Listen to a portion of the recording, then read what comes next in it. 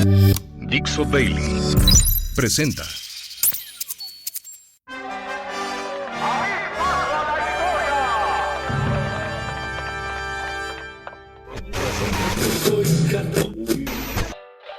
Damas y caballeros, aquí se platican historias, Anécdotas y efemérides. Porque jamás la historia se atrevió a tanto. Con Alejandro Rosas. Hola, ¿qué tal? Soy Alejandro Rosas y esto es Porque jamás la historia se atrevió a tanto, y en esta ocasión mi querido productor Albornoz y yo les traemos un especial que se llama Vámonos de paseo. sí, así como lo oyen. Voy a darles algunas recomendaciones porque como todavía quedan algunos días de vacaciones para los estudiantes, sobre todo para los papás, pues sobre todo si vienen a la Ciudad de México, aquí les voy a dar algunos lugares y una ruta fuera de la Ciudad de México, pero que se puede recorrer en un día, que es la ruta de la Revolución del Sur. Pero voy a contarles ahorita a dónde iría en 3-4 lugares con algo de historia y que todo se puede hacer en la Capirucha. Así que vámonos de paseo y empezamos de una vez este podcast, el mejor de divulgación histórica que existe en la comarca. Bueno, vámonos a un lugar que hoy se conoce como Palacio, pero que fue hotel, pero que fue vivienda. Desde luego yo creo que muchos de ustedes conocen lo que es el Palacio de Iturbide. Antes estaba en la calle de San Francisco. Luego la calle de San Francisco en el centro cambió por Francisco y Madero, y ahí está el Palacio de Iturbide, que para empezar ni era palacio, ni era de Iturbide, ni fue de Iturbide. Estamos en 1821 y en ese año, como ustedes saben, Iturbide entra triunfalmente a la Ciudad de México, pues es el Libertador, el Ejército Trigarante, todo el desfile del 27 de septiembre de ese año. Y pues el dueño del inmueble, lo que hoy conocemos como el Palacio de Iturbide, era Juan Nepomuceno de Moncada. Y entonces él dijo, pues voy a quedar bien con el Libertador, y decidió prestarle su mansión, que era una de las más esplendorosas de ese 1821, lo era desde algunas décadas atrás. Y entonces lo que dijo es, se la voy a prestar para que la ocupe el Libertador junto con su esposa Ana Huarte. Entonces, además, pues la Junta Gubernativa, que ya estaba, digamos, del México independiente, autorizó una muy buena lana para que el Libertador pues acondicionara su nuevo hogar, le pusiera aquí que la chimenea, el candelabro, que no faltara nada. Y fue en ese lugar donde él se encontraba el 18 de mayo de 1822, que podemos decir fue el primer acarreo de la historia mexicana. ¿Por qué? Porque ese 18 de mayo de 1822, el sargento Pío Marcha, que era pues, de los allegados cercanos a Iturbide, organizó a la gente, organizó a la tropa y se lanzó a la calle de San Francisco. En ese momento sí se llamaba. Y ante el balcón del Palacio de Iturbide, pues gritaron, te queremos, emperador, y hermano Iturbide, ya eres mexicano. Bueno, siempre lo fue. Pero pues ahora con el México independiente querían proclamarlo emperador, y entonces sale Iturbide, acepta, digamos, en ese momento ser emperador, se lo llevan en andas hasta el Congreso y ahí ya lo declaran. Bueno, esta casa donde vivió Iturbide, ahí vivió don Agustín hasta marzo de 1823. Porque si bien es cierto que en 22 acepta ser emperador, pues le duró poco el gusto, la regó en muchas cosas y terminó abdicando en marzo de 1823. Y se fue al exilio, ya luego regresaría y lo fusilarían. Pero bueno, el hecho de que él haya habitado la célebre mansión ahí de San Francisco fue suficiente para que se convirtiera en un referente. Entonces la gente empezó a llamarlo, no, pues la casa del emperador, o te vas por la calle hasta que topes con el Palacio de Iturbide. Y así fue como empezó a conocerse, y de hecho hasta la fecha lo conocemos como el Palacio de Iturbide.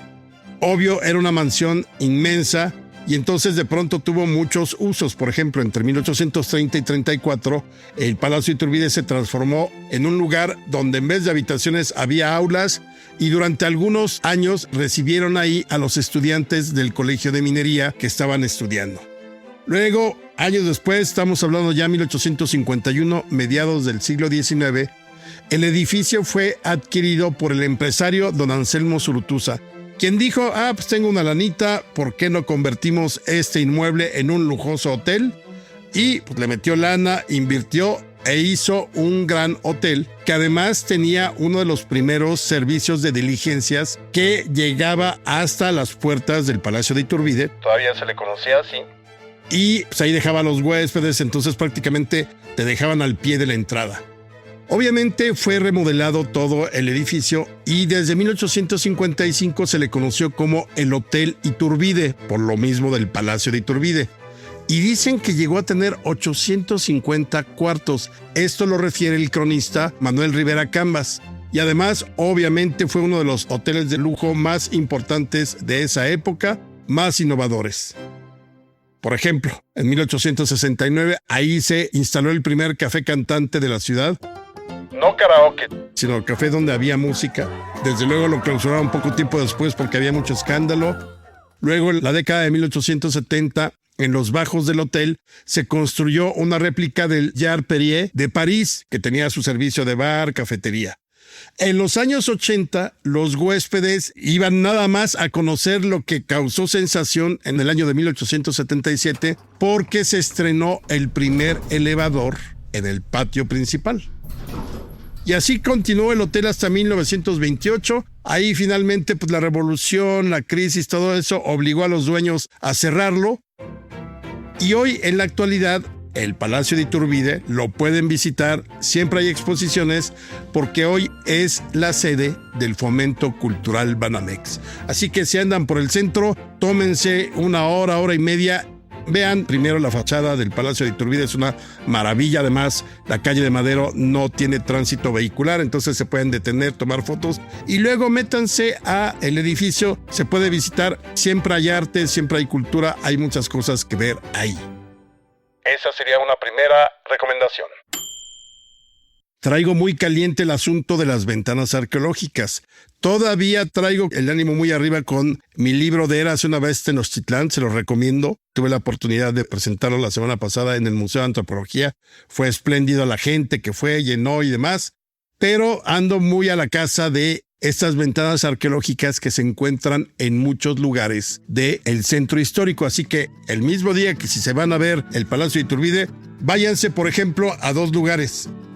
Les recomiendo que vayan al Museo Nacional de las Culturas del Mundo, que está exactamente en la calle de Moneda. Si ustedes, digamos, llegan frente al Palacio Nacional, caminan hacia la izquierda donde termina el palacio y se meten en esa calle, esa es Moneda. Y después de la puerta lateral del palacio van a encontrar el Museo Nacional de las Culturas. Ahí estuvo la Casa de Moneda más o menos desde 1570. Fue el lugar donde se fundían las primeras monedas novohispanas.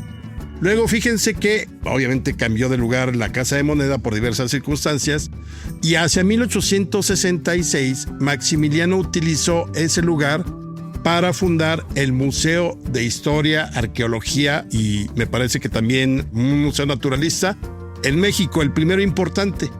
Ahí, en ese lugar, estuvieron, por ejemplo, en algún momento el calendario azteca o Piedra del Sol, la famosa Coatlicue, también la piedra de Tizoc. O sea, de hecho hay un salón que se llama el de los monolitos y ahí estaba todo eso. Ya una vez en el siglo XX decidieron dividir las colecciones. Finalmente la histórica terminó en el Castillo de Chapultepec desde los años 40. La de piezas o materiales naturales terminó siendo el museo, primero el del Chopo, luego el de Historia Natural. Esa es otra historia. Pero hoy se puede visitar porque ahí hay réplicas de obras importantes de la cultura universal. Pero lo más interesante es que este Museo Nacional de las Culturas, ahí sobre la calle de Moneda, tiene 7 ventanas arqueológicas. Sí, son estos espacios donde se ve a través de un vidrio y entonces ven que escaleras, que drenaje, que un tipo de piso. Y tiene 7 ventanas y es muy padre. Les voy a decir por qué. Porque exactamente el lugar donde está hoy este museo, ahí estaba parte del Palacio de Moctezuma. Ahí también estaba una pequeña capilla, si le podemos llamar así, que era donde meditaba, donde dicen que de pronto tenía este tipo de visiones como los presagios funestos, los cuales pueden ver en mi libro de Tenochtitlán. Y entonces es impresionante porque ahí pueden ver, por ejemplo, piso original del Palacio de Moctezuma, una parte del drenaje colonial, pueden ver un pedazo de calle que separaba, digamos, el Palacio de Moctezuma del recinto sagrado de Tenochtitlán, que era donde estaban los edificios religiosos. Se puede ver, por ejemplo, la base de la mampostería de la primera casa de moneda. O sea, realmente tiene una cosa impresionante. Ven ahí también una pequeña salita para que se den cuenta de cómo era el Museo de Historia a principios del siglo XX. Vale mucho la pena visitar el museo y ver estas 7 ventanas arqueológicas y pensar que en ese lugar, en esos dominios, en esas calles y escaleras que se ven, ahí estaba Moctezuma II y seguramente en algún momento dado también estuvo Hernán Cortés con él, estuvo Doña Marina. Así que estas ventanas arqueológicas tienen mucho que ofrecer. Museo Nacional de las Culturas del Mundo, Calle de Moneda, 7 ventanas arqueológicas. No se las pierdan y para que vayan más empapados, lean Érase una vez Tenochtitlán. Si andan también en el centro, yo les recomiendo que se den una vuelta por lo que hoy es el Congreso de la Ciudad de México. Ese lugar durante mucho tiempo fue la Cámara de Diputados. Es decir, hoy los diputados, digamos, ejercen sus funciones allá en San Lázaro, hacia el oriente de la ciudad. Ahí está el Congreso, pero durante mucho tiempo la Cámara de Diputados estaba en estas calles de Allende y Donceles. Ese lugar, antes de tener lo que hoy es el Congreso de la Ciudad de México, ese cruce de Allende y Donceles fue conocido como la calle del Factor. Y ese lugar fue ocupado a partir de la década de 1790 por el Mercado del Baratillo, que es donde se vendían, como hoy en La Lagunilla, cosas de segunda mano. O sea, cosas que todavía tenían algún uso, pero que no eran nuevas. Por eso se llamaba el Baratillo, porque se conseguían las cosas pues mucho más económicas que si fueran nuevas. Entonces, todo muy bien, 1790, está el Baratillo. En esa esquina todo el mundo iba ahí de compras. O bueno, todo el mundo que quería ahorrarse algo. Pero ya hacia mediados del siglo XIX, ya en el México independiente, ya era tan desordenado el comercio que fue necesario desaparecer la plaza. Los vendedores buscaron otros sitios donde hacer sus negocios y entonces, estamos hablando más o menos década de 1850, aprovechando que sobre la calle de Allende había 2 de los grandes teatros del momento, el famoso Teatro Nacional y el famoso Teatro Principal, el empresario del teatro también y constructor Francisco Arbeu decidió crear un nuevo foro. Dijo, pues voy a hacer mi teatro. Y entonces comenzó la construcción en esa esquina de Allende y Donceles, donde hoy está el Congreso de la Ciudad de México. Comenzó a construir lo que fue el famoso Teatro Iturbide, que fue inaugurado el 3 de febrero de 1856. Entonces fue también uno de los más bonitos. Estuvo ahí, la gente llegaba, Teatro Iturbide le pusieron. Cuando todavía no era un apestado Iturbide, todavía se atrevían a llamarle así, recordando al Libertador. El foro teatral operó más o menos como 16 años, porque en agosto de 1872 hubo un incendio en el recinto legislativo en el Palacio Nacional. Entonces los diputados dijeron, pues ahora ¿dónde vamos a sesionar? Y todos, pues rentemos el Teatro Iturbide. Y entonces el Teatro Iturbide se transformó en la sede del Poder Legislativo. Y ahí estuvieron muchos años. De hecho, dejó de ser teatro, se convirtió en el Congreso de la Unión. Y en 1909, como solía suceder en esas épocas, se incendió el Teatro Iturbide. Entonces, ahí pasó todo el porfiriato prácticamente. Pero en ese año, con el incendio, pues decidieron reconstruirlo. Y lo reconstruyeron como lo pueden visitar hoy. La fachada que tiene es de cuando se inauguró en abril de 1911. Ahí pueden ver exactamente cómo terminó siendo ya una construcción del porfiriato. Ahí renunció Porfirio Díaz, ahí renunció Madero, ahí renunció Victoriano Huerta, ahí tomó protesta Obregón, Carranza. O sea, sí fue el gran lugar mucho tiempo y finalmente se convirtió en la Cámara de Diputados. Fue Cámara de Diputados hasta 1981 porque ya no cabía nadie. Y entonces ese recinto de Donceles dijeron, no, pues vamos a dejarlo aquí para cosas de la Ciudad de México. Y fue en el 81 cuando se inauguró el recinto de San Lázaro.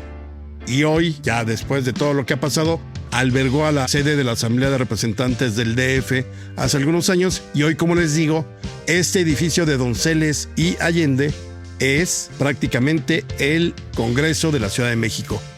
También vale la pena, se tardan 3 minutos, hay veces que dejan entrar porque también es muy bonita la sala de sesiones. Dense su vuelta por ahí, vale la pena, aunque los políticos siempre sean unos mugrosos.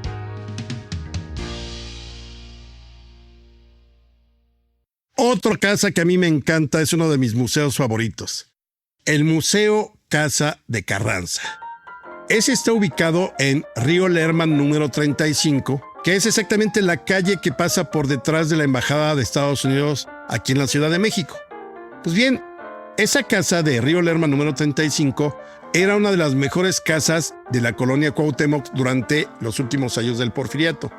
Además, se había quedado con 550 metros cuadrados de lo que había sido la Hacienda de Teja, que fue una hacienda muy importante desde la época colonial y hasta más de la mitad del siglo XIX. Se encargó de la obra el ingeniero civil Manuel Luis Estampa, uno de los grandes urbanizadores de la Ciudad de México durante el Porfiriato, y como era su casa, pues no reparó en gastos, la hizo a su gusto, tenía sus caballerizas, cocheras y demás.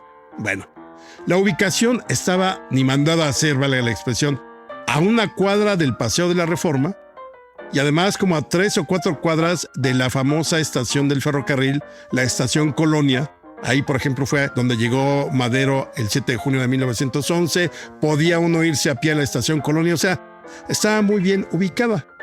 En 1913, cuando estalló la decena trágica, Felipe Ángeles estableció ahí en la casa su cuartel general, en el sótano, y estuvo ahí viviendo hasta el 18 de febrero, que es cuando lo mandan llamar al Palacio Nacional y lo aprenden. Ustedes ya saben la historia. Bueno, el ingeniero Estampa recupera la casa, pero teme por la integridad de su familia y finalmente abandona el país. Y es en 1918 cuando regresa un poco la paz al país, a la Ciudad de México, y los generales Juan Barragán y Paulino Fontes compraron la mansión. Esa casa la arrendó Carranza, Venustiano Carranza, al año siguiente, más o menos por diciembre de 1919. Curiosamente, y eso es algo que les cuentan ahí cuando van a visitar el museo, se supone que pagó por adelantado 6 meses de renta, la cual se venció exactamente en los días en que fue asesinado en mayo de 1920. O sea, tiene una historia ahí medio macabra. De ahí salió Carranza en mayo. De ahí se despidió de sus hijas cuando ya venía la revolución contra él y entonces decidieron abandonar la Ciudad de México. Se va en ese famoso tren que tenía como 37,000 kilómetros para huir. A la mera hora Carranza tiene que bajarse del ferrocarril, seguir a caballo y es donde se lo pepenan en Tlaxcalantongo y donde lo matan. Y el cadáver lo traen de vuelta el 24 de mayo y ahí esa casona de Río Lerma fue acondicionada como capilla ardiente. Y curiosamente, en los años siguientes, la mayoría de los diputados constituyentes de 1917, cuando fallecían, eran velados ahí, en la casa de Carranza. Bueno, como se hizo costumbre, el presidente Manuel Ávila Camacho, hacia 1942, lanzó un decreto donde declaró que esa propiedad se convertiría en oficina de la Asociación de Diputados Constituyentes de 1917, además de biblioteca y museo histórico de la Constitución. Por eso todos los constituyentes, o la mayoría, fueron velados ahí una vez que fallecían. Ya para no hacerles el cuento largo, en 1961, finalmente el presidente López Mateos decretó que esa casa se convertiría en la Casa Museo de Carranza y desde el 61 está. Tiene un mobiliario maravilloso de la época porfiriana, muchas cosas personales de Venustiano Carranza. Hay veces que ahí pueden ver la ropa ensangrentada que llevaba cuando lo asesinaron. Por ahí también guarda lo que él guardó, que era bastante macabro, un par de balas que le sacaron de la cabeza a Madero y Pino Suárez después de su asesinato. Vale la pena, también es una visita, yo creo que a lo mucho de 1 hora, la pueden recorrer muy tranquilamente, pero una vez que entran al Museo Casa de Carranza, entran definitivamente a otra época. Río Lerma 35, Colonia Cuauhtémoc, Ciudad de México. Y ya para despedirnos, mi última gran recomendación, esta sí es salir temprano, agarren su coche, lleven familia y nos vamos por los Caminos de Zapata. Son 4 lugares, los 4 tienen que ver con la vida del caudillo, y creo que todos tienen su encanto. Entonces, esta ruta se llama la Ruta de la Revolución del Sur y a lo largo de la carretera se van viendo las señales que te dicen aquí, vas bien por la Ruta de la Revolución del Sur. Entonces, yo empezaría prácticamente por Tlaltizapán. Tlaltizapán fue la capital moral del zapatismo en 1915. Mientras Obregón y Villa se peleaban en el Bajío, Zapata se regresa a Morelos y ahí es donde gobernó a sus anchas. Dispuso de las tierras de Morelos, las repartió conforme a los viejos títulos de propiedad que tenía, ayudaba a la gente, dictó leyes, imprimió dinero para la gente, no para él. Y luego, cuando tenía un tiempo libre, pues practicaba la charrería o escuchaba poesía en la plaza con sus hombres, se tomaba unas chelas. O sea, Tlaltizapán fue el paraíso maravilloso de Zapata. Y ahí, en El Molino, fue donde vivió él, ahí estaba el cuartel general. Hoy es un museo de sitio. Hay un pequeño museo, ahí pueden ver, por ejemplo, la ropa que llevaba Zapata cuando fue asesinado. También pueden ver esas cosas muy curiosas de los museos. Naipes, las cartas con las que jugaba Zapata también están ahí. Una vajilla que le regaló Madero cuando se casó. Y a unas cuadras del cuartel general, museo de sitio, se encuentra también la iglesia de Tlaltizapán, donde mandó construir un mausoleo. Pues tenía la intención de que una vez que muriera, lo llevaran ahí a sepultar. Está el mausoleo fuera de la iglesia, pero evidentemente nunca lo enterraron ahí, ni a él ni a sus hombres. Creo que hay 2 o 3 zapatistas, pero no son de los importantes. Pero es un lugar maravilloso y en la iglesia pueden conocer a la mayor devoción de Zapata, de la que ya hemos hablado aquí, que era el Padre Jesús. Así que empiecen por Tlaltizapán, la capital moral del zapatismo y el paraíso que él tuvo más o menos gobernando como 1 año y medio antes de regresar a las armas, lo que lo llevó finalmente hasta la muerte. Siguiente parada. Escuchen, señores, oigan el corrido de un triste acontecimiento, pues en Chinameca fue muerto a mansalva Zapata, el gran insurrecto. Abril de 1919, en la memoria quedarás del campesino como una mancha en la historia. Esa es nuestra siguiente parada, Chinameca. Ese lugar, estamos hablando de 1919, inicios de ese año, los mejores compañeros de Zapata habían desaparecido casi en su mayoría. Desesperado ante la falta de hombres, pertrechos de guerra y victorias, y muy raro porque Zapata no confiaba en nadie, pues decidió confiar en el coronel Jesús María Guajardo, un Judas que había mandado Venustiano Carranza a través de su general Pablo González, y pues le preparó un 4, una celada ahí en la hacienda de San Juan Chinameca. Dice el corrido: abraza Emiliano al felón Guajardo en prueba de su amistad, sin pensar el pobre que aquel pretoriano lo iba ya a sacrificar.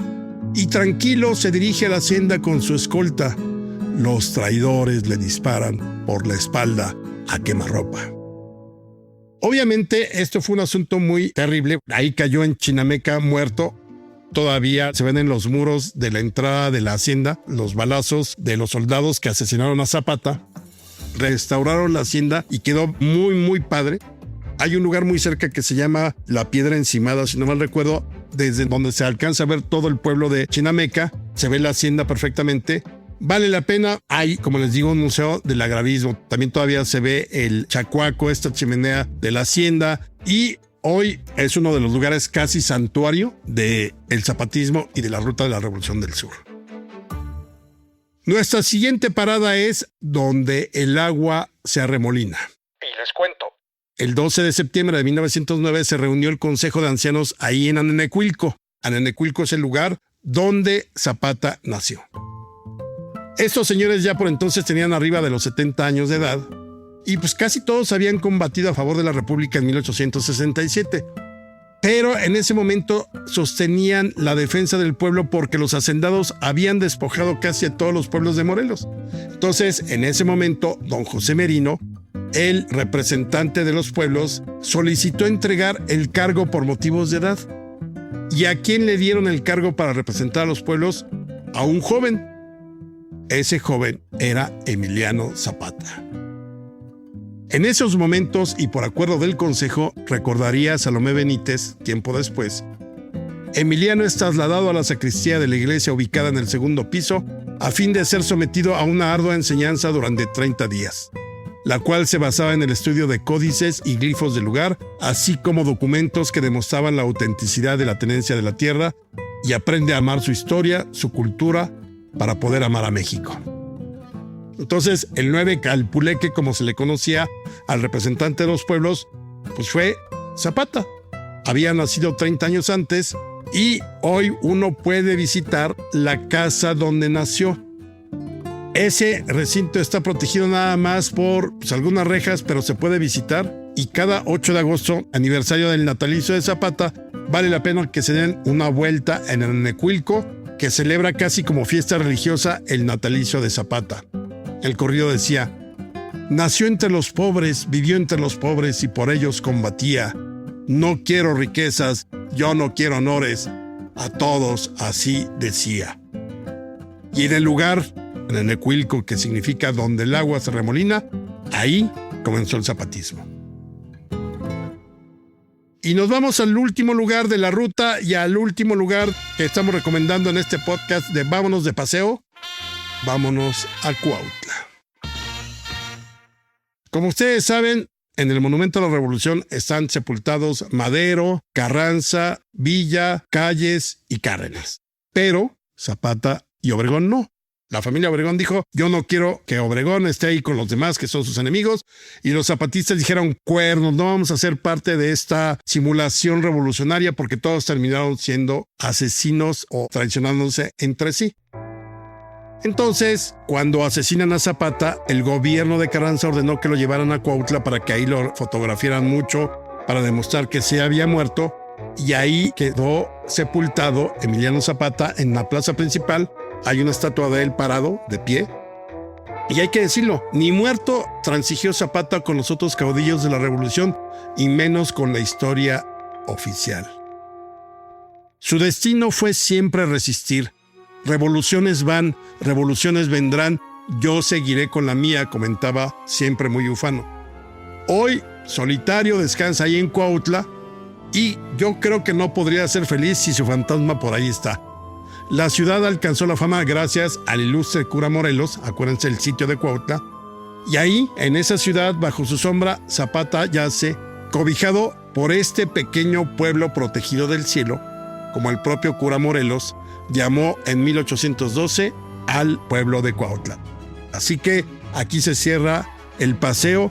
Es Tlaltizapán, cuartel general; Chinameca, lugar donde lo asesinaron; Anonecuilco, lugar donde nació; y Cuautla, lugar donde está sepultado el caudillo del sur. Disfruten, paseen, regocíjense, lean, y nos escuchamos aquí la próxima semana. Soy Alejandro Rosas y esto fue Porque Jamás la Historia se atrevió a tanto.